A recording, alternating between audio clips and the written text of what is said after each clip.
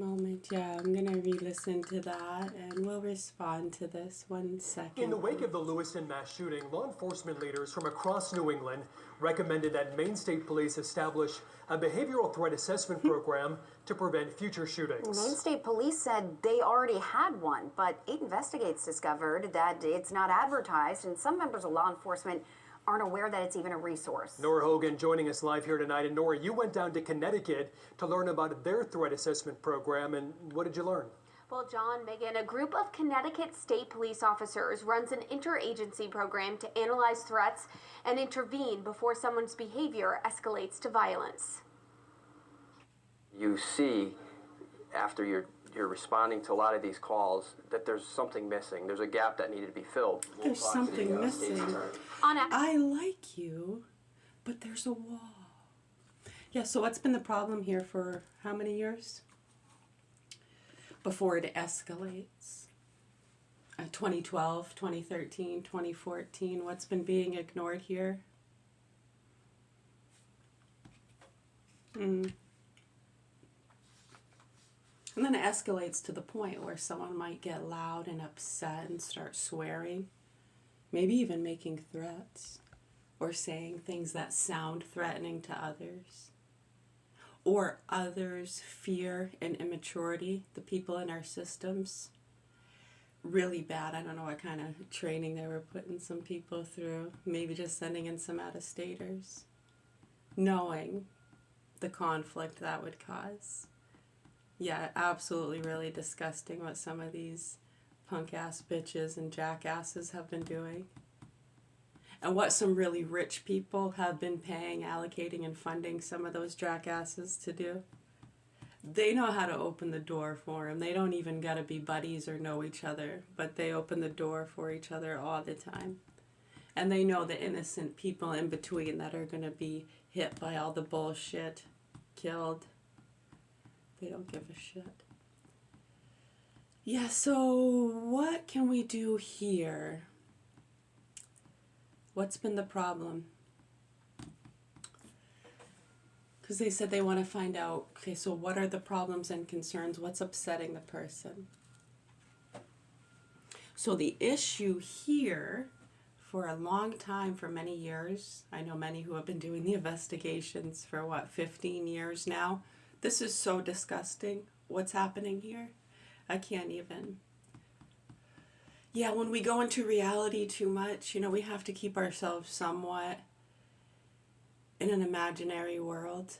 Yeah, because reality, with what's happening with our children and stuff, you almost have to keep yourself numb to that a little bit. Because what would you do? No, we have punks here abusing our 2 youngest children who can't talk, who were vaccine injured in 2013 after the doctors vaccinated them against our wishes. So when our concerns are being completely cast off and we're being called crazy and they're injecting our children with poisons we told them not to, after what we went through in 2006, 8, 9, 10, and then them sending in these punks and watching all this in slow motion, and nobody will address it, and people in our systems, these people in our systems, I don't know, they said they like to address the concerns.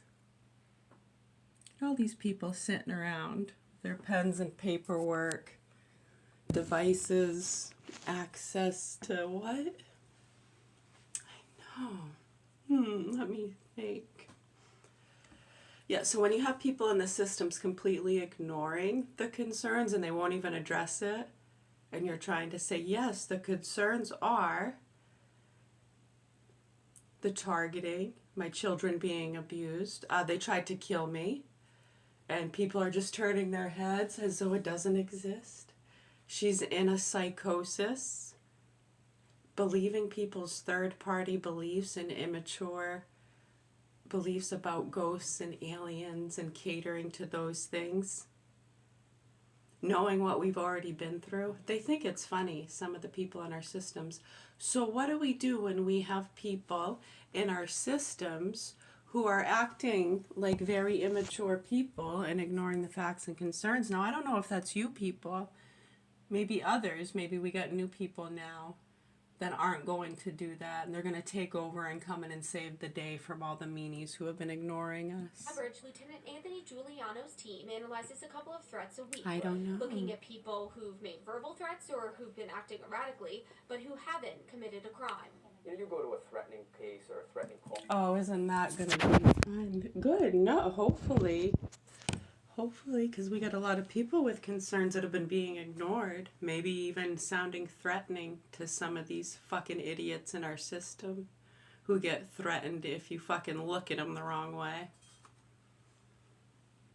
I know, it's fucking pathetic.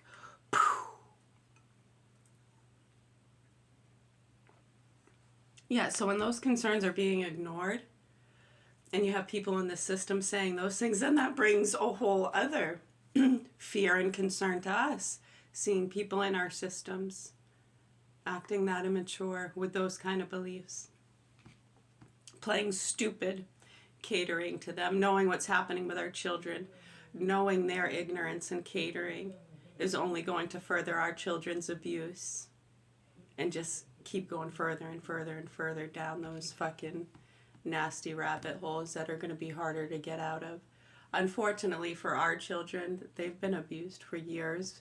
We've done this for a long time with these punks and these groups of pedo marketing schemes and fundraisers and cartels.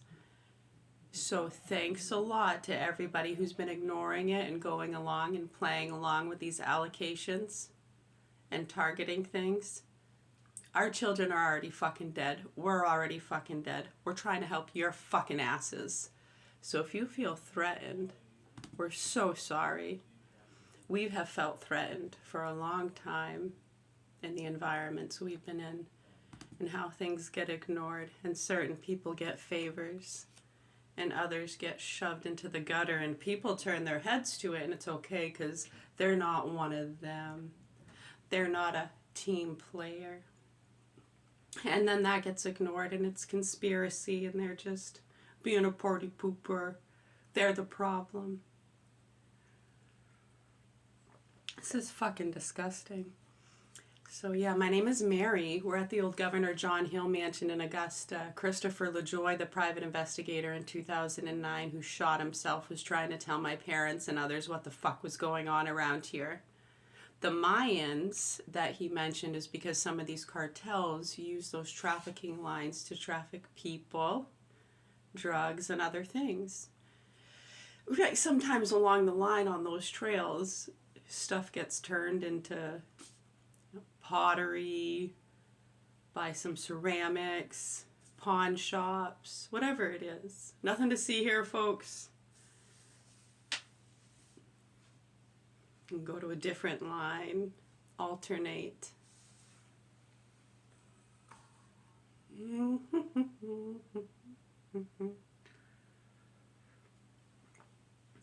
Yeah, so the facts and concerns here are our children being vaccinated against our wishes and concerns, the injuries that they have endured, the punks they sent after us. We have a lot of suicides and freak accidents. So when you look at what's been going on here and the associations and how they've been using different buildings and places as cloaks and having a lot of other operations going on, putting people in danger, right?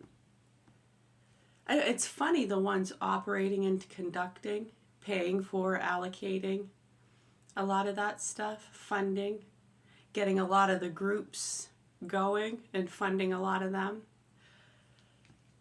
employing, yeah.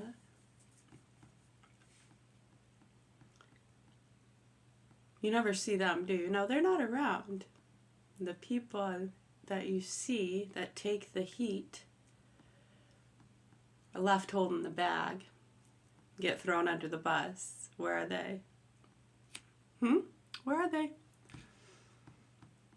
Yeah, so the ones funding all of this stuff, allocating, ignoring. No, some of them have had their kids targeted. I think one of them, their daughter was killed. There was another one in a freak accident, overdose. Yeah. They don't care. Doesn't happen around here. Not in Maine. No, and then when you hear stupid fucking comments coming out of people like that are protecting these sick fucking punks, that just gives you the idea of the mentality we're dealing with. And if people are going to continue to ignore and protect that, yeah, we're going to sound fucking pissed off. We might act erratic. There are children here being fucked and tortured. They're making foreign domestic channels. This is a public and national security threat, and you're all acting like a bunch of